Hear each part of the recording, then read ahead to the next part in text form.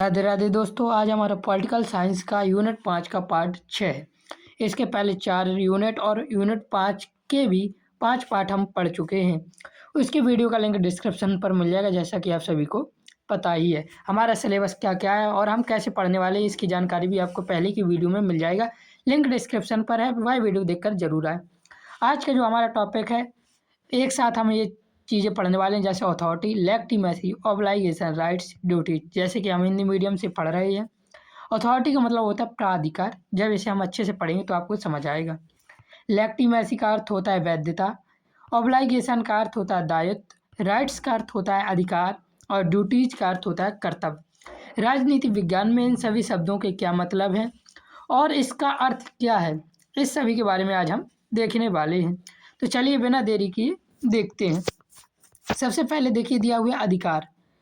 प्राधिकार, जिसे अथॉरिटी बोलते हैं हिंदी में। प्राधिकार वह वैध शक्ति है जिसके माध्यम से आदेश दिया जाता है और उसका पालन स्वेच्छा से किया जाता है। यह केवल पावर नहीं है, पावर में बल हो सकता है, लेकिन अथॉरिटी में वैधता और स्वीकृति दोनों होती है।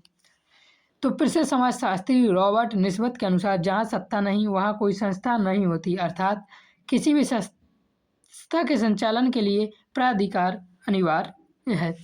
यह आपको थोड़ा कम समझ में आया होगा। देखिए इसमें प्राधिकार में क्या होता है, इसके माध्यम से आदेश दिया जाता है और इसका पालन लोग क्या करते हैं, स्वेच्छा से करते हैं। ये किसी के दबाव में नहीं होता, किसी पावर से नहीं होता। अथॉरिटी का मतलब है कि ये वैध भी होता है और इसकी स्वीकृति भी होती है। आप उस स्वीकृति इसकी मंजूर है तो कीजिए, पालन इसका अर्थात स्वेच्छा से होता है। फिर आता है, अब जैसे हमने लेगिटिमेसी अर्थात वैधता की बात की, तो वैधता क्या है, वैधता के बारे में जानेंगे। वैधता को इंग्लिश में कहते हैं लेगिटिमेसी। वैधता का अर्थ है शासन या निर्णय का न्याय संगत और स्वीकार होना। यदि जनता शासन को उचित मानती है तो वह वैध है। तो राजनीति विज्ञान में वैधता का मतलब क्या है, कोई भी कानून, कोई भी निर्णय, कोई भी शासन न्याय संगत और स्वीकार होना चाहिए। जब तक उसे जनता उचित नहीं मानेगी तब तक वह वैध नहीं है। जनता ने शासन को उचित माना, वह वैध हो जाएगी।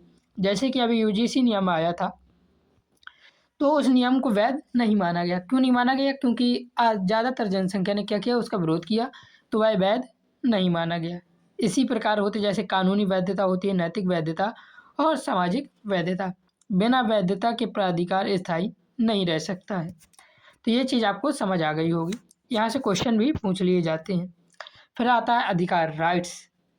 राइट्स हमारे होते हैं, ये थोड़ा डिस्टर्ब है, मैं तो यहाँ थोड़ा पीडीएफ दिक्कत हो गया था तो उसको मैंने सही किया। अब बात आती है अधिकार क्या है। राइट्स, अधिकार वे सुविधाएं हैं जो राज्य व्यक्ति को प्रदान करता है ताकि वह अपने व्यक्तित्व का विकास कर सके।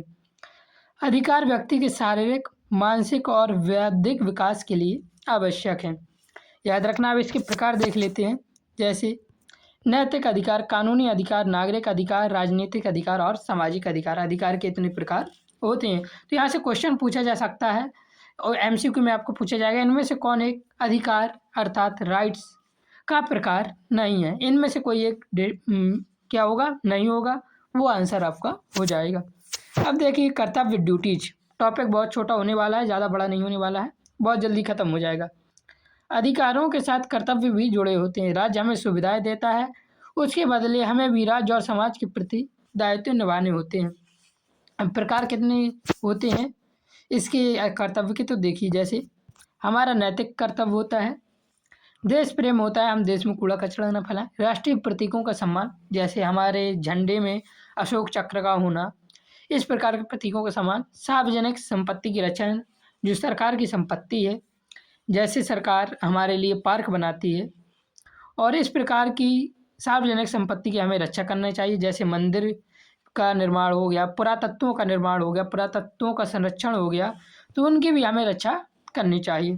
कानूनी कर्तव्य होते हैं, हमें कानूनों को मानना चाहिए, कानून का पालन करना चाहिए और जो हमसे सरकार टैक्स लेती है उसकी चोरी भी नहीं करनी चाहिए, हमारे कर्तव्य। और राजभक्ति, देशभक्ति जिसे बोल सकते हैं हम। उसके बाद आता है राजनीतिक बाध्यता, पॉलिटिकल ऑब्लाइगेशन। राजनीतिक बाध्यता वह दायित्व है जिसके अनुसार नागरिक राज्य के कानूनों का पालन करता है। यहाँ से प्रश्न उठता है, नागरिक कानून क्यों मानते हैं, तो देखिए अपनी सुरक्षा के लिए, अधिकारों की रक्षा के लिए और सामाजिक स्थिरता के लिए। नागरिक कानून मानते हैं। राजनीतिक बाध्यता राज्य और नागरिकों के बीच विश्वास का संबंध है। अगला देखिए दिया हुआ है राजनीतिक संस्कृति। यहाँ से पेपर ज़्यादा नहीं आता है, मैंने भी थोड़ा हल्का हल्का पढ़ाया है, और बाकी अगले यूनिट से पेपर बहुत ज़्यादा पूछे जाता है तो उनको जरूर पढ़ना। देखिए राजनीतिक संस्कृति अर्थात पॉलिटिकल कल्चर। राजनीतिक संस्कृति से तात्पर्य नागरिकों के राजनीतिक विश्वास, मूल, आस्थाएं और दृष्टिकोण से है। यह निर्धारित करती है कि लोग राजनीति को कैसे देखते हैं, जैसे मतदान के प्रति रुचि, नेताओं के प्रति विश्वास और लोकतंत्र के प्रति आस्था होनी चाहिए। इसे क्या बोलते हैं? पॉलिटिकल कल्चर बोलते हैं। फिर आता है राजनीतिक सहभागिता, पॉलिटिकल पार्टिसिपेशन। राजनीतिक सहभागिता वह प्रक्रिया जिसमें नागरिक राजनीति निर्माण में भाग लेते हैं, जैसे मतदान देकर कर, चुनाव लड़कर, राजनीतिक दलों में शामिल होकर और जन आंदोलन करके। ये लोकतंत्र में यह अत्यंत आवश्यक माना जाता है। फिर आता है राजनीतिक विकास, थोड़ा और सही कर दूं। राजनीतिक विकास में देखिए पॉलिटिकल डेवलपमेंट। राजनीतिक विकास वह प्रक्रिया जिसमें एक राज्य की राजनीतिक संस्थाएं अधिक स्थिर, प्रभाव और उत्तरदायित्व बनाती हैं। तो इस प्रकार ये छोटा सा टॉपिक हमारा ख़त्म होता है और इसी के साथ ये क्लास भी ख़त्म होती है। चैनल को सब्सक्राइब जरूर कर लेना। वीडियो यदि पसंद आया हो तो लाइक कर लेना।